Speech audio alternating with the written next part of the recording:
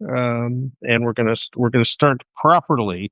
We really need like a preamble or Pledge of Allegiance or something to Yes. officially kick this off. Maybe we can workshop something like that. Yeah. Agreed. My little fox can do something for us. That is a beautiful mug.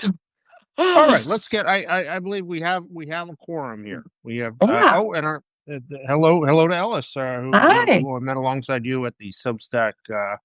At the what was the official title? The Substack bestsellers, Like the yeah. best sellers. Yes. Yeah. It was The very at the fun. at the at the Formosa last week. Mhm. So good to see you all.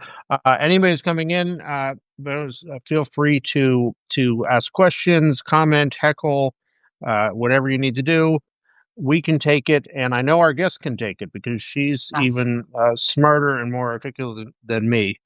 Um, our guest today, we have a very special episode today.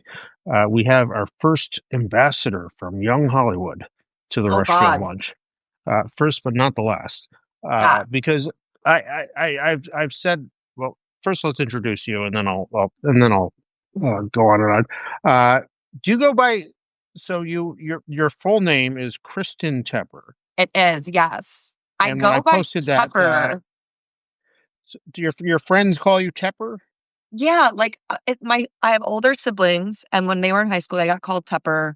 I had friends who liked that in high school. Those friends came to college with me, and then some of them moved here, and it just became like it feels much more natural that that is my name than when people are like Kristen. I'm kind of like, that's a nice name, but is it me? So So Tepper. if you're at work and your boss wanted to see you, would they say, Kristen, can you come here, or Tepper, can you come You know here? what? My newest boss says Tep, which is like a very common nickname for me as well. Like I don't know Interesting. why people also just seem kind of like drawn to doing that anyways. I didn't even ask to be called Tepper at that point. He was just like, Tep, come on in. And I'm like, perfect. And when you're called Kristen, do you recoil against that, or No, you know what? If someone says Chris, my mom calls me Chris. So I do Chris that way. And like Kristen is like if I Mhm. think I'm in trouble. That's what Okay, it yeah, was like Kristen. that's what I would. When anyone addresses me as Richard, I feel I'm being that it it will be followed. Richard is always followed by, they want to see you in the principal's Oh, office. yeah. Would you mind going up there? That is how I always feel that my speaking my name can only be a scold.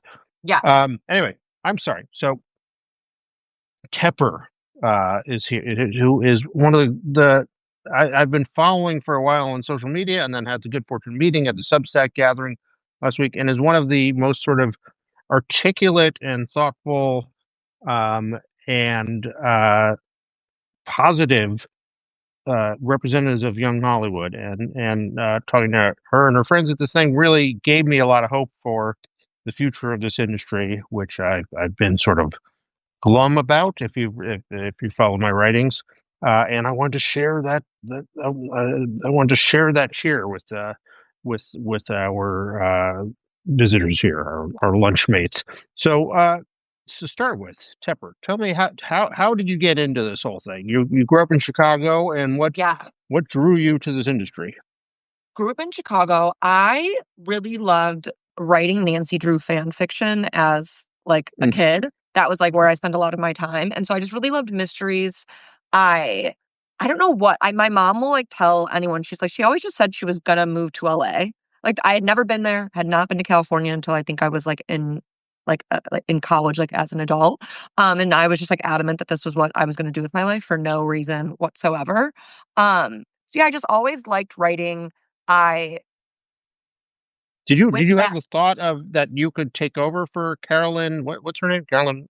What's the Dixon? Is Oh, it Caroline Keen. Caroline Keen. Carol Keene? Yeah, Yeah, it's like, that oh, because they must audition new new writers to writers. become I actually Carol. didn't even think about that ever.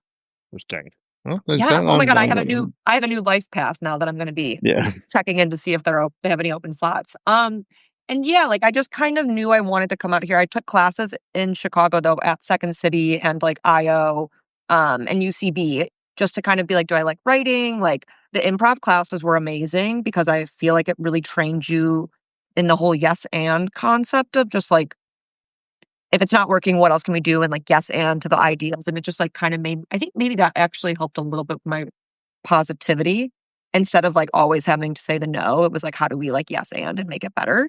There's Um, a certain Midwestern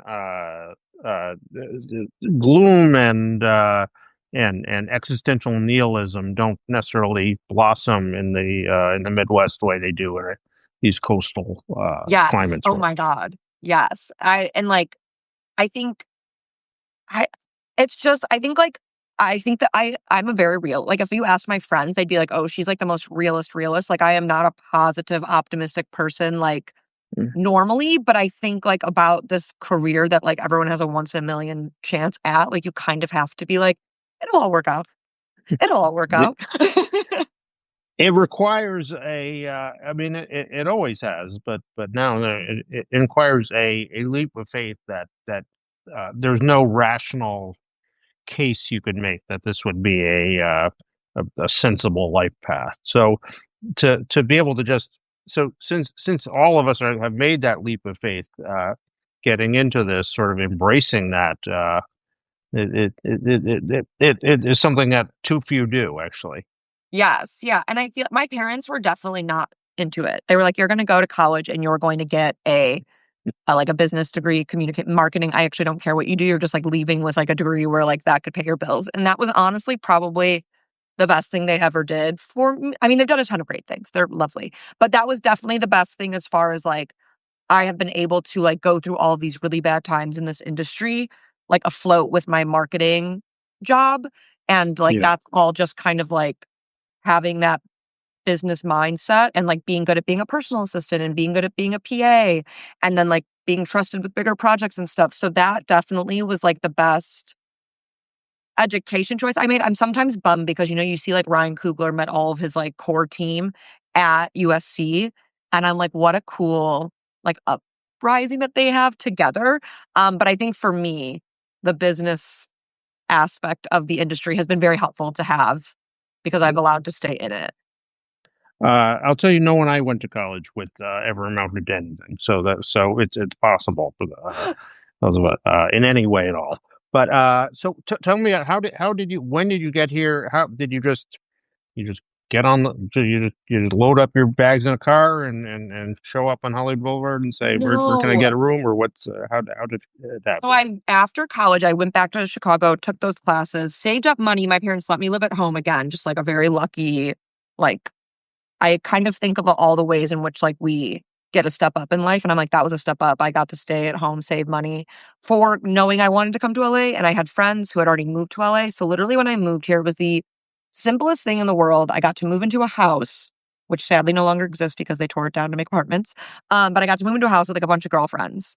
Moved, um, got an unpaid internship, and then got invited into the Awesome Assistants group, which is like it doesn't Tell me about that.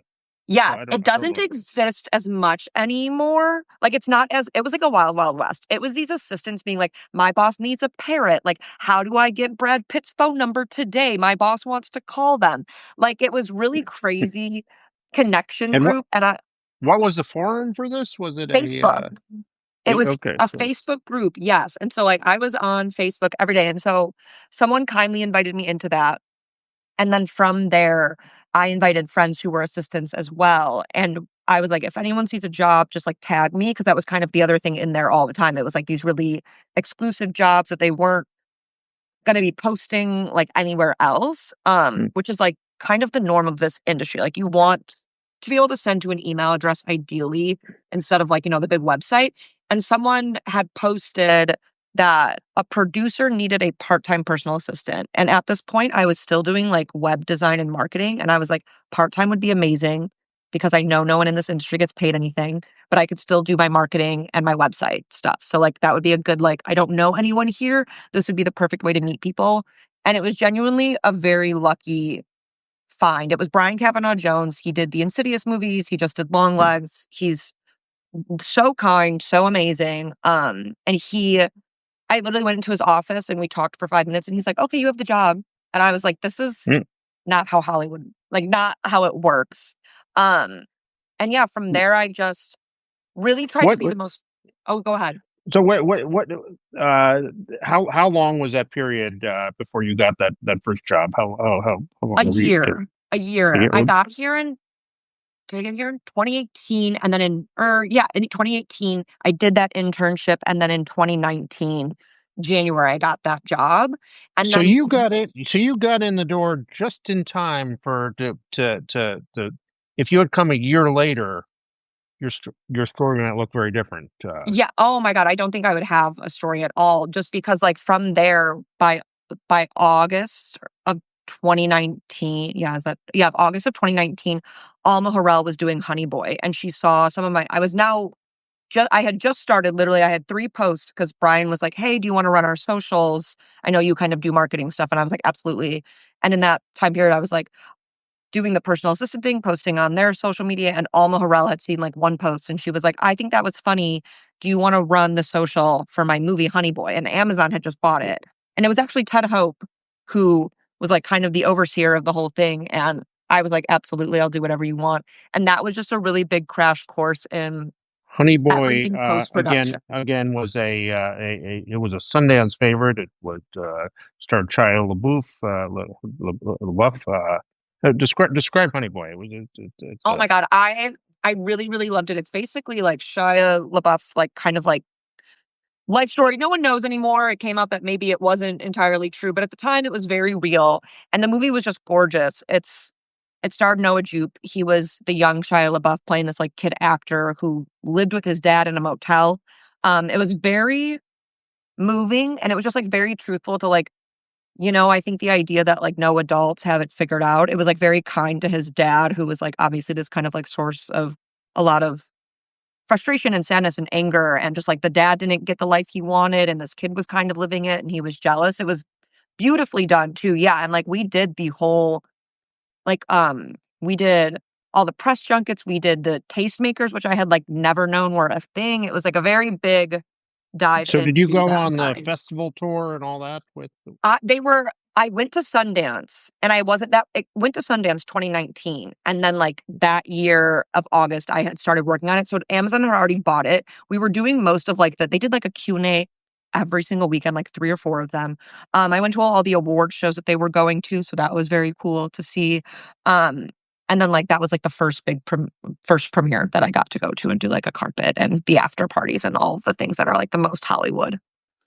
So just in terms of rules here, I don't want to set some down, but it's something that's so important that when your first priority when you get started should be take a job and like get your foot in the door, like somehow whatever means you Yes. have to do that. The amount you will know on the day at the end of your first day of work is like 1,000 times more than you knew 24 hours before that. And Yes. That's the same as, like, my new showrunner assistant job. I seeing a writer's room actually being there is just so different than, like, the nebulous concept of a writer's room. yeah. Yeah, Yeah. so let's go on with your so you had this education in marketing in the independent uh film world, and then around that time something happened to the world. Yeah, Uh again, to my luck of timing, despite it being the worst timing, it was very lucky for me. BKJ had started um, co-founded a fiction podcast company, literally, like, November of 2019. And so I was working at that. He was like, "Hey, do you wanna do the marketing for this while you also finish up Honey Boy?" And I was like, "Yeah, absolutely." Like, anything that to be more adjacent to the industry. And then COVID hit, and it was like, this was actually the safest, most secure job to have because they could send the mic sets to all these actors, and the directors, and they could all Zoom and make the show these really immersive fiction podcasts that way. Um, so I was very fortunate that I was busy marketing shows the entire, like, all of COVID. They were obviously fiction podcasts, but, like, they had Matthew but McConaughey, they had Cole Sprouse, podcasting like, it was was big. was one of the sectors that did very well during Yeah. COVID, and the rare one where also production, yeah, as you say, production could continue. Uh, Yes, yeah, uh, it was so lucky. Um So but it you kept was you kept working all through this. yeah, yeah, and it was Amazon had become kind of like a good friend, like, I was, like, kind of a trusted partner for them to go to, so they were hiring me to do a lot of, like, social media, Welcome to the Blumhouse, a lot of other, like, kind of, like, releases that they were still trying to figure out. Fred Berger, who was BKJ's, producing partner, still is his producing partner now just at Range, he was doing Bad Education that was going on HBO, like an HBO movie, and so, like, that was also something to work on in that time period as well. So just, like, very again, a lot of luck and timing was involved in keeping me afloat. But so you also have a genius at social media that I've seen on your various outlets. You have at on your TikTok Tepper talks, everything on your Substack blog and all this. Tell me what your insights about social media are and how Hollywood is using it and what. Yeah. I mean, so I did my first post, I think, in 2021. I was working from home. I moved back home to Chicago. My family lives on one plot of land, and I was like, it's a lot better than the small apartment. And so I did like a few posts there, and I was like, I don't really quite understand TikTok yet. I would like say I was pretty late to the convincing that it was a thing. Like during COVID, real COVID, everyone was on it. And I was like, I don't need another app. Like, I need to focus on writing. Like, I can't download this app. And then all of a sudden, it was just kind of like I was looking back at like, the career that I had built. And this was like probably 2023 at that point. And I was like, wow, like I've learned a lot. Like, so again, to what you said, like every job I got on, every movie, every director I worked with, every pitch deck I made, I learned something new. And I was like, I'm going to start like sharing that content, and that was kind of like why I got on social media. And then it was definitely around that time, I think my Nick, who I co-host the Hollywood Hang with, he was posting a ton, Julia Yorks was posting a ton as well, and it was just kind of like Twitter had already blown up, and Twitter was hard for me because like being concise in text is actually not my strong suit. And so I was just like, this TikTok thing is easy, or you can make a video, you can talk, kind of figure out what your audience wants. And it was just really clear to me that people wanted to know, like, behind the scenes when I was working in marketing, behind the scenes was always the kind of, everyone wanted to see it, and I watched Lizzie McGuire and the bloopers, and I wanted to see the bloopers, and, like, I wanted to see what it looked like behind the scenes, and I was like, "Okay, like, that is still a valuable piece of information, like, I can give people that," and it's kind of like, I'm sure you've seen Guy with a Movie Camera, Reese. He was, like, a PA on Marvelous Miss Maisel and then just, like, blew up, and I was, like, watching that, and I was like, "This is a new way, a new channel to, like, be noticed." And, like, you kind of just need your name out there to an extent, and I was like, "I could do it this way if I get over my own personal, like, ick of it." So what does Hollywood get wrong when it approaches TikTok and social media in general? I'm sure you give this advice to your clients a lot.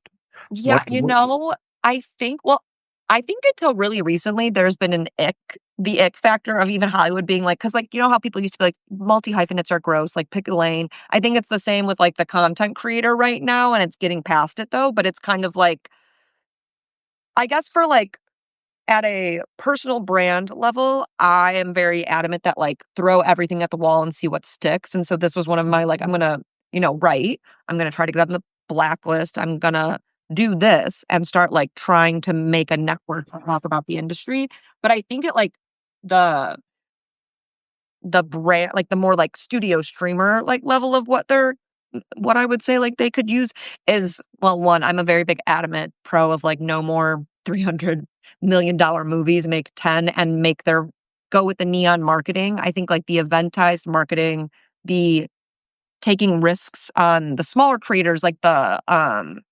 campaigns where there's a there's this guy that does all these, like, videos in his mirror. That's his, like, shtick. I don't it's just, like, a really simple thing where it's, like, always him in the bathroom mirror, and when film studios are like, "We're not gonna change this at all about you. We're gonna bring our actor, our talent into your world of this little mirror video that you do." I think, like, that's where you find that the ad doesn't feel sponsored, the ad doesn't feel paid for, the ad doesn't feel, like, ununique, and I think that's kind of what will be the forward motion of, like, using the social media space accurately, like, less about advertising. Like, no one wants to watch a trailer, in my opinion. Hmm. A trailer is hard, but a scene cut is like gold. A trailer is so for your generation. A trailer is too long. It's not that it's too long. I think it's a lot of, like, you might have told me the whole story. You might have spoiled something for me that I don't wanna know, and I think it feels like an ad versus, like, if I'm watching a scene, I'm invested in those characters, and I'm kind of wondering where it's going, and if I'm invested enough, I wanna watch it. So, like, Molly Smith Metzler, um who did Maid, and now she has Sirens out. Mm, Maid, I loved Maid. And then randomly in, like, Maid, I don't know, we'll say Maid came out in 2019, I'm not entirely sure what year it was, or 2020. But then, like, 2 or 3 years later, someone on TikTok just made a fan cam of one scene of Margaret Qualley. It brought Maid back up to number 2 in Netflix's chart. Like, no. that's the power of, like, that viral scene video, and I So think about that all the time. so things that seem too produced, too Yeah. polished, to like that they're formal presentations rather than just here's the thing. Yeah, like, it feels like they're, like, trying to convince you to like it instead of being like, "We trust you enough as a viewer to like what you like and to engage with it that way," and so I think that's just kind of at least, like, on my end of just more of, like, the indie marketing, there are a few creators where, like, they'll just drop scenes of their shorts or, like, their feature film, and I'll be like, "Oh, that was much more interesting to me than, like, the trailer and the music and the cuts and all of that stuff." We have a question here. We get to our questions. Yisk or YSK. George asked, "How is AI changing what you're doing right now?" It hasn't totally hit me yet because marketing is like it's kind of hard. I guess it's like hit people in the way of like, yeah, it's gonna like you could ask it to make you captions and stuff, but it's not a very smart tool. Like if you ask it to make you captions, it's making the same captions as it's making for 12 other people. It can be like a jumping off point, I guess, but I don't foresee it really helping in any way marketing. Like the Neon team to me is like this really young team of really creative people, and their brains are just like coming up with stuff that no one has seen. And I think that's you don't want to feed a movie into an AI and be like, yeah, tell us what we should do. It's going to give you something that's already been done. Um, and then on writing, I'm very scared for the industry at large. Like that is a truthful thing. Like the VO3 really freaked me out. What scares you? Um, I think it's the Jurassic Park quote when he's like, you scientists were so like hell bent on doing this thing, you never stop to think if you should. And now we have, dinosaurs roaming around and killing people. I think of it like that. Like all of these maybe big studio streamers like want to save money and they're going to use AI to do it, but they're not thinking about like when you're putting at a massive rate people out of work, and then like it's the same as that Doge. They're gonna fire people and be like, "Oh no, we realized we needed you back. The AI can't do what you're thinking." But I do think it's just like it's just not very forward thinking for the long term. It's a really nice quick fix to cheapen what you want to do, but I don't think it's good long term. I do think there's a fun aspect to like a kid in, Indiana who wants to make a film and like doesn't have anything at his disposal. Like I do understand like the cuteness, the like I don't know of that, like the access. I do understand when people say that, but I think it's more of like making movies is meant to be a collaborative team thing, and like taking that away just is nauseating. I always come back to I feel like when AI can do lots of things very well in film production and film writing and all that, and you get lots of like look how perfect the script is, and look how good these effects look and everything. That that perfection will get boring almost the second it takes hold, and what we will want is someone what we'll want is a Samuel Beckett play and two people standing in a unadorned room reading, stumbling through a script or something as a antidote to that Yeah. that entertainment is never about perfection. It's about surprise. Uh, Right, and, like, I just don't think AI can surprise in that way, and, even to that, like, I watch a lot of like, these videos are not high quality, like, you know what I mean? Like, we're on our I mean, they're high quality for, like, grand scheme, I guess, yes, but, yeah. like, I feel like the opening of TikTok and FYP is, like you're kind of not so much there about the quality all the time. Like, yeah, a nice video is interesting to lean in, but are you going to stay? It's all about like the content of it at the end of the day versus it being the Now let's get back to the story of you and young Howard. Uh, so you were very fortunate. You had the job with the podcast during COVID. What were you seeing of your peers, and what was it looking like? this is this is all anecdotal, obviously. It was a really COVID was a blur, but it was like jobs. A lot of assistants kept their jobs because there were a lot of like overall deals still being hashed out at that time. Like it was like, oh, I have my deal for another year, thank God, but I don't know what happens then. So a lot of people kept their jobs. A lot of companies that I was aware of were actually like partners were taking pay cuts and then employees were taking pay cuts, but it was to keep everybody on. And like that was really rough. Um, I think actually it was like really, I think the hardest hit was that then it was the strikes and then this like massive constriction that like felt almost like a payback scheme Hmm. from the streamers, although, like, they needed no matter what, they were spending too much money, like, I don't know whose accounting was working over there, but it wasn't. So, like, I understood that it was coming, but that's definitely been the hardest part, like, people do leave. There's still a housing shortage here, I can't find anywhere to live, but people were leaving and, like, have left this industry just being like, "I can't like, this is just there's no more room left for me. There's no upward movement either." Like, I feel like everyone's really stuck at that coordinator level too. So is that so? Since then, you've also gone through these strikes. You've gone through this massive pullback. I mean, this just feels like. I mean, I can't imagine a worse time to be coming of age in this industry. Like, what has that been like for you and your friends? How have you all gone through that? Um, I wake up like some days I wake up and we're all just like salty. We're like, if we had graduated college a little earlier and gotten here, 2 years earlier, we all might have gotten like the staffing job. You know what I mean? Like it just felt like there was just like this open field where people were really playing in, and we missed that literally. I think by 2 to 3 years, which just like sucks. And I guess like it's hard. I think people love movies and TV so much that the people who are still here, like, are like, this is the only thing that I can, like, foresee myself doing." But then I do definitely feel like my friend Adam loves to produce short form content. He has 2 big shows and a 3rd one coming out on TikTok. And, like, he's definitely found that, like, he believes that TikTok is TV and, like, that's his new mode of sharing stories. Um, but I think, like, for a lot of my friends here, it was like, no, I want Netflix to want my show. Like, I think, like, that's still the mentality of people that are still fighting and clawing their way into trying to be in this, like, Yeah. small, small bubble of world. So the thing that gets me, that haunts me about your generation, and what what you all are going through is that it was never easy it was never was not this hard, but it was never easy to break into Hollywood. It was always people who did it always won the lottery, and there were always lots of hurdles and everything. And um, but in my time, it was like people were really excited to be here.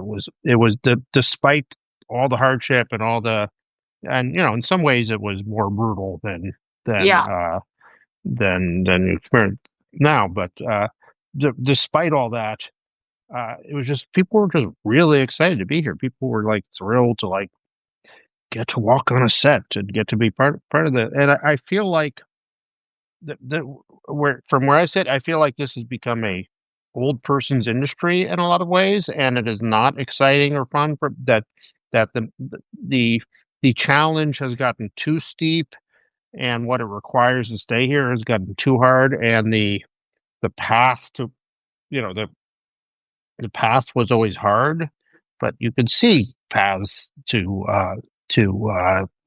climbing up, and that has become too obscured now in a way that I think just makes it not exciting and fun to be here for your.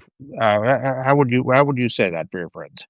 Oh, I agree. I think everyone is just, like, exhausted, and it's like, bless everyone's heart. It's like, do you guys want to go and retire and, like, to all the execs and be like, give the reins to these young people who have new, fresh ideas? But then it's also to the money thing. It's like, stop spending $300 million, make, 30, $10 million movies. And I think it's like everyone's screaming that from all of these. Everyone on Substack is screaming that, but no one at the top is listening. We're all screaming just into this void of each other. So I think everyone is exhausted, but I also think like to be here anyways, you were a little delulu. I have a definite bonus that my boyfriend is a manager, and I hear him talk about his clients like and things happening every day that like sound that make me feel I'm this close to it. I'm like, that person did it, like, I could do it. I think that's a little bit of, like, a motivation to me too, just to, like I hear it happening for people and it's so rare, or I read a friend's script and I'm like, "Oh, this is so good." Um, that, like, that But kind you, of but remakes it it, worth it, but it's still just it's a little it's some days I wake up and it's exciting, some days I wake up and I'm like, "This is miserable, nothing is gonna get fixed." but Uh, so back in my day, I feel like someone should just a lightning bolt should hit me when I say that. But back in my day, uh, we had as hard as it was, we had exhibit. Michael DeLuca was 25 years old and was head of production for the hottest film company in Hollywood. There were all kinds of people in their 20s in major jobs and major responsibility and all that. And the head Mike Ovitz, the king of Hollywood, and Michael Eisner. I mean, they were only in their 50s, yeah. which would make them very young today in this or 40s even. Um, that and just we weren't all presidents of production or anything, but it was there were people that they were doing it. It gave you a sense of this is a young business that young ideas are in the air and fueling it, and that does that sense still exist here? I don't think so. I think everyone feels the bloat of bureaucracy really in every job that they've got. Like, I don't think anyone's escaped it, especially that, like, if there were used to be like 20 places to work, now there's 7 places to really find a job. You know what I mean? Like, you're looking at Amazon, you're looking at Netflix, Disney, because you really want to work at FX, you really want to work at Freeform. So, like, I definitely like the shrinkage is the bureaucracy, and that's like really hard. I don't think it feels like is like anything could happen. That's where I think the creator space kind of comes into play, where people can there are so many people making such amazing content on social media, and then Hollywood calls them. Like, I think it's kind of like the backdoor in to where you can be creative and take risks, and then someone's like, "Okay, you did that with, $5,000. What will you do with $1,000,000?" And I think that's kind of the new frontier vibes. Not everywhere. Like, you can't a TV show is a TV show is a TV show. It takes a lot to make that, but Broad City did it, Insecure or Issa Rae. Um, so I think people still try try looking at it that way. But if you were just in the industry, it feels like I can't believe it takes 4 years to make a movie. Um, Yeah. but I don't know if anyone's figured out anything better. So Well, still plugging along. I mean, I would just say for the industry's sake, and I would say that the central problem for the industry that every meeting that happens in all of Hollywood should devote at least 10 minutes to talking about how does this affect making what we do relevant to young people again. That is a problem that we're losing at it, and if we can't figure out a way to change that, then it's all over for everybody. And a business that doesn't make young people feel like a vital part of that is going to have a hard time winning on that question. Yeah, like I think like right now it's felt like again, this is like very TikTok zeitgeist of again your own FYP. Overcompensating, which is Benny Drama's new show on Amazon, and then Adults, which is on FX. Those feel like, thank God someone took a risk on like some younger one being like two very young writers, and then also like Benny Drama, who was this massive creator on TikTok or on Instagram over COVID, actually.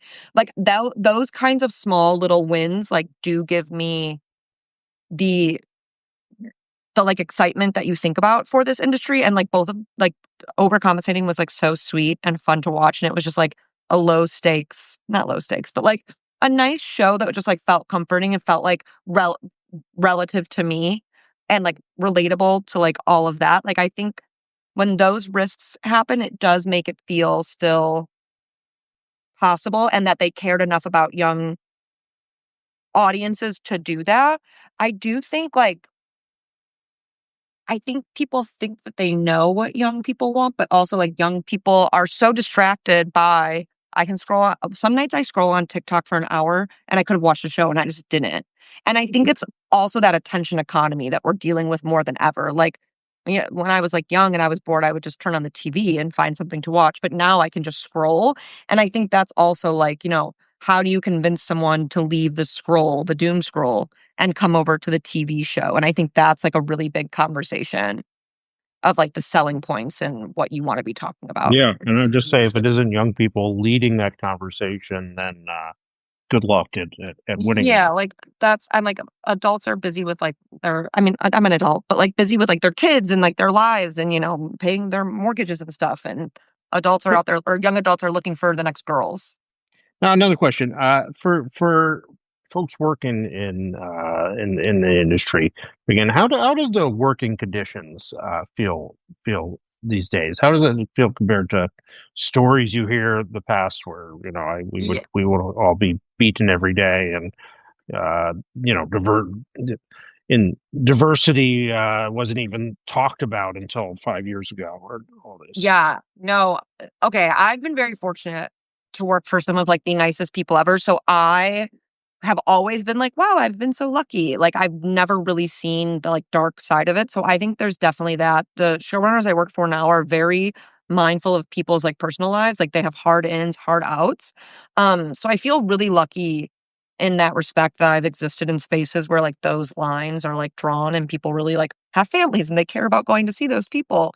Um, so I think it's a very different environment in that. To the DEI, that, like, everything that's happened since Trump has become president has, like, to me, been people's, like, true colors coming out about things like that, where they were like, "We didn't really wanna do that, but we, like, hopped on a bandwagon to do it." And it's just like, if you just saw, like, the numbers that Sinners did, if you just, like, knew what people were, like, looking for, you would make more money anyways. Like, there's no reason to not invest in those things. So that's definitely still something that I think is more of, like, they wanted to say that they did it and get a star for that, but I don't know if it's actually, like, implemented anywhere like, where they mean it. Yeah.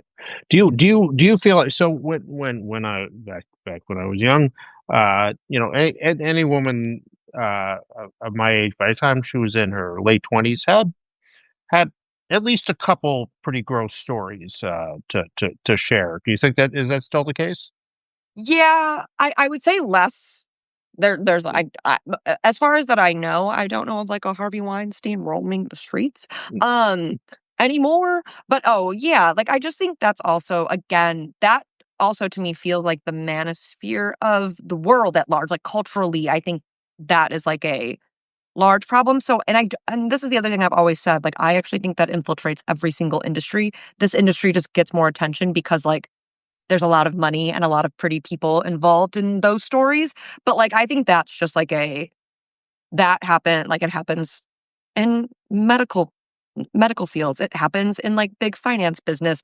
I think the entertainment industry just gets a lot more notice because of who the players are and when stories, like, come out, but, yeah, I don't think any woman escapes any portion of their lives without that happening. Yeah. Now, so here's the point where I differ with your generation, where I get in arguments with them. Um, I was on. We had a meeting for the ladder, the anklers group for young Mhm. Hollywood folks, and we had a Zoom, and a lot of folks were asking about sort of quality of life and at their agency. They want them to come in every day, and they want them to do all this. And how should they tell their bosses they needed a better quality of life? And I responded that. Um, when you're assistant at an agency, your number one job is to above that you should be thinking about every second of the day is how do I stop being an assistant? That is your should be your total focus. And most of people who are assistants will fail at that job. You're not you're not guaranteed. Like you didn't get this is you're not guaranteed. Oh, you're on the escalator. Just stay on still. It rides up. Um, when a desk becomes open, when a job comes open, they're not going to say like, okay, who's the person who is really taking care of their quality of life here? Who's the Yeah. person that who's the person who made sure that they didn't have to spend too much time in the office? They're going to say like, who is the one that we always see here, always volunteering for everything?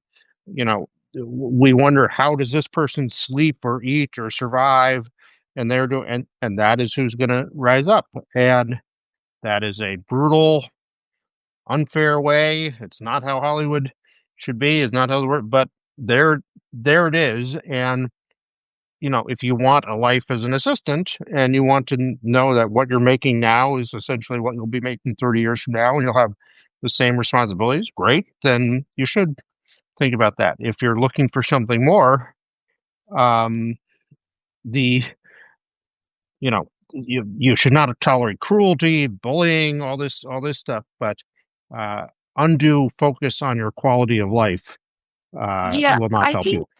I actually agree with you, and I think most of the people that I work with and, like, surround myself with, like, I you're if you're coming into this industry and you want to rise to the top, you are competing against other people who are highly competitive and also want to rise to the top in, like, a place where there are Even 5. even the rise to the middle is Yeah, there are 5 jobs and 20,000 people want those 5 jobs. So, like, it's fine if you want a like, as an assistant, you want, like, a quality of life, then maybe, like, this is more of your hobby, or you wanna backdoor it and be like, "I want to be, like, the producer, and I wanna go indie, and I'll figure it out my own way instead of, like, eating shit for a few years."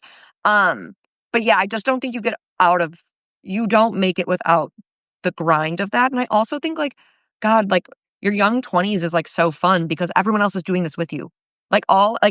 I'm so sad I didn't get a mailroom experience because, like, everyone in those mailroom people are still such good friends, and now they've all risen, most of them that stayed, and they all have these, like, relatively cool titles and jobs, and they're working on these cool projects, and they all can help each other, and I think that's what you get with the suffering. It's a trauma bond that they all seem to share with each Mhm. other.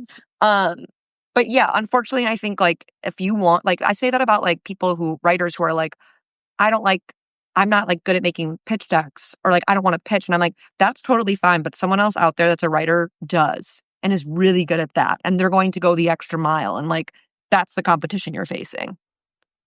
Yeah, it makes. I mean, would you? So overall, we're coming to the end of the time. So when's up here? Would you still if someone was telling you I'm getting out of college, I'm thinking of coming to Hollywood, what would you tell them at this point? I have always said, if you're allowed to go home and save up money and work, like, just an office job anywhere, like, do that. Um, if you're lucky enough to get a mailroom job, run towards the mailroom job, like, that is, I think, it's still, like, the path, but if you're, like, someone who's like, "I wanna be the creative person in this industry," stay where you're at and, like, start being creative on your phone with people around you, go to classes around you, like, I just don't think there's a reason to be physically in LA right when you're starting, unless you wanna be on the business side, and I think then you just kind of have to, like, eat the shit and go to the mail rooms. Do you worry that people who other than people who are on the business side that there'll be no reason for anyone to come to LA, or is that maybe Yeah, a 'cause good it a good is thing? it's such a well, no, I think it's a bummer because LA, like I don't know if I still feel it, I haven't left in a minute and come back, I probably have, but, like, the first few times I, like, went back to Chicago and then came back to LA, there was just, like, an energy in the air that, like, anything was possible here. I was like, like, my dreams are gonna come true because I landed back in LA. Um, so I don't know if that feeling exists as much anymore, um, which is really hard. Um But I would still say people should I think this is my thing. I think you stay home, you save up money, you start being creative there. And then, like, if you were like, "This is the place where I wanna be surrounded by other creatives, like, come to LA." But it does, like, the lack of the tax incentives and, like, all the things that they're missing here and hoping to hopefully bring back, like, I think it makes it hard to think some random kid will get a PA job on, like, a Hmm. production. How much do connections make a difference if you're coming here? How much Oh, everyth does I mean, the re I like, a lo my day job before the show running assistant was marketing, and I had the most flexible schedule in the world. I got to schedule my calls when I wanted. I got to do everything I wanted to do on my own time, and I always thought I was gonna go then to being staffed, like, I was convinced that was my trajectory. Not the name of the game. I am now the showrunner assistant, which I am so grateful for because it's a really rare job to come by, but it's like that I'm taking that job, which is like a step up in my career, but like totally a lateral move in my like quality of life and all of the things. So like I think you're never too big. You're like you need to taper your expectations for what you think your career trajectory and like all of that looks like. So to I'm excited to do this job, to learn all these things, to get into a new path in this industry, but I'm doing that for the connections. Like I could have kept up my marketing and I meet amazing directors and production companies, but no one really sees me in the writer world yet. And so I literally took this job to be like, I want to be a writer. And I'm working with all these writers to like kind of get that name recognition, more of like that. Then I can make you pitch decks. So I think connections are kind of everything. And it takes a really long time for those things, the connections to pan out the way that you want them to. You could meet someone 5 years ago who like thinks of you today and is like, "Oh, I could call that person to help with that thing." Like, so you just never know, but it's a long game, I think. I tell the folks, every job that you get, you're gonna be hired by a person, and, if you the more people that you know, the more likely you are to know someone who's gonna be doing that. Unfortunately, it will not be a AI program that analyzes it. Will be someone who, if they don't know you, at least making a good impression with them, and for your experiences. Um, Tell me about, for example, important. Tell me where you're on Substack. Tell me about Film Stack, an important Oh, movement that yeah. you've been a cornerstone of, and that really has inspired me a lot Well, I didn't even it was, Film Stack. I love that there's a name because it's like, Film Talk, Film Stack. I think lately.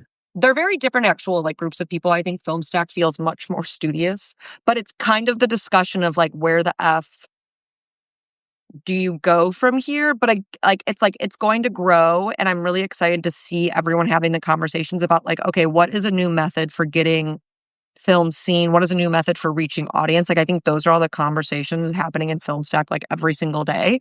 And I think it's just a really welcoming community of people who are all like, you know, Ted Hope is like and a bunch of the producers on here. Rebecca Green is amazing. She does Dear Producer. There's just so many filmmakers and like artists, and I think it's just like people all being like, this needs to change, and kind of grouping together slowly to be like, okay, but how do you make it different than Yeah, what it I mean, is? it really gives me hope that there is a community coming together, and there's so many people So that many. chime in on all this. That there's something waiting for a breakthrough here. That Yes. I feel like it's just a bunch of people who just need to sit in a room together and then like go talk to someone with one large chunk of money and be able to like push something out new into the world. There are also other people who are not on this that I've like worked with just in the industry that feel exactly the same and just don't know how to put that into like words or don't want really like their face to it yet, but are also working on similar projects that I think all go towards this greater good of what like Film Stack is like hoping to fix this industry. okay. Final question. Uh, we talked about it a little bit on the optimism pessimism scale. Uh, 10 being totally optimistic, one one being completely hopeless and depressed. Where do you stand about the future for the entertainment industry? I'm gonna say a 6 because I like to be a realist, but I also think people love movies and they love TV shows. And like, yeah, people might be more distracted by like their phones and, everything else going on in the world. But I think like good content, sorry, good TV film, whatever, does fight its way through like to the nail. Like Adolescence on Netflix to me was kind of like this year I was like, holy shit, like that was made and it was made so differently.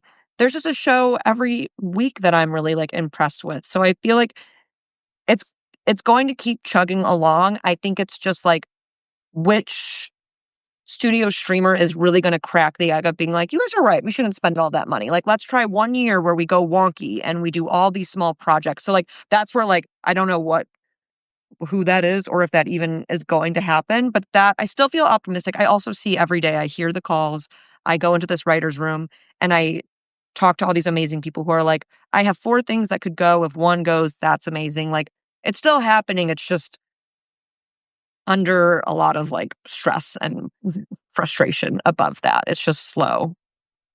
Well, you make me more optimistic, and you make me feel. Give me 5 more. Give me 5 Teppers, and I would feel like this industry is going to be just fine here. They're out there. Um, They are. They're out there. We're out here. and you can follow her in the meantime on TikTok at Tepper Talks. And what's the formal name of your Substack? Oh, I literally, it used to be Movie Industry Movings. Now it's just Tepper Talks, like Tepper Talk, Talks. and Um, your podcast is. the Hollywood Hang, mine and Nick's. That's like a fun place where you hear from young people. I'm gonna say emerging because I think the word young is like not quite right. I'm sorry. There's emerging writers, creatives that are really taking their own careers into their own hands and like are optimistic, delusionally so. Yeah, I'm ready for retirement, and I'm still emerging. So it's Everyone is can always. still happen. We didn't get to. I was going to ask you about my transition to becoming an influencer, which is my plan. Where just You're doing I just amazing. You were the most popular person at the Substack bestsellers. you're very. I've never been. That is I would never go to a party that I would be the most popular person You at. So literally that's you were. We were like looking at you across the room and we were like, he's still got people talking to him. Like, when are we gonna go over? And but I still have to come up with opinions about showbiz. I just want people to ask me like what moisturizer I use. Got it. Okay. That's the transition I'm looking to make here. So if you have any tips for me on that, I'd Your appreciate it. next week on your this lunch, just start doing a little bit of like face wash, moisturizer, and people will ask, and then you'll be an influencer. Do I need to do my get ready with me Yes. video, or is that just show people my routine? Or Yeah, you do.